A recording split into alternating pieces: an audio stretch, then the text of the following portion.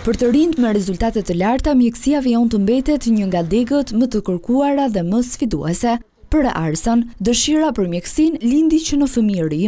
Dëshira ime për mjekësinë ka lindur që në fëmijëri, ka qenë gjysha ime ajo që ka qenë, mund të themi, nismëtare, pasi ka qenë farmaciste për një periudhë shumë gjatë jetës saj. Një zgjedhje që nuk u prit me entuziazëm nga familja për shkak të rrugëtimit të gjatë në studime, por vendosmëria e saj e bëri që të jetë pjesë e studentëve ekselent. Deri tani mbajtja e rezultateve nuk mund të them që ka qenë diçka e vështirë, pasi nëse ti ke një disiplinë, ke një rregull pune, ke një mënyrë në të cilën ti e sistemon gjithë procesin e të mësuarit, të përgatiturit për shkollën, nuk është diçka e vështirë. Do të thënë gjatë viteve të tjera të mjekësisë besoj se do jetë pak më e vështirë se çka qenë deri tani, duke qenë se edhe ngarkesa, edhe rëndësia e gjërave bëhet pak më e madhe, kështu që por do përpiqemi.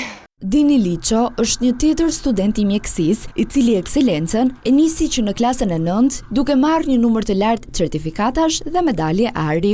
Do bësh pak një balancë midis jetës sociale, gjumit, shkollës, arritjeve që ti don të arrish, synimeve që ke për jetën, dijet e larta dhe në fundit mos harrojmë që për të fituar mjekësinë është një lloj probabiliteti shumë i vogël.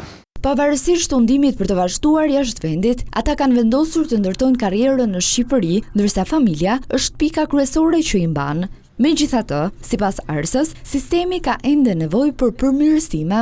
Zhvillimi i infrastrukturës në spitaleve dhe klinikave në të gjithë vendin, pasi në Tiranë normalisht janë të zhvilluara, po në përrejthe dhe në qytetet e tjera nuk është ai niveli i njëjtë. Mbështetja financiare për studentët ekselent dhe programet prioritare ka pësuar rritje. Në këtë vit akademik, 424 student përfitojnë nga kjo mbështetje me një pagesë mujore 50.000 lekë.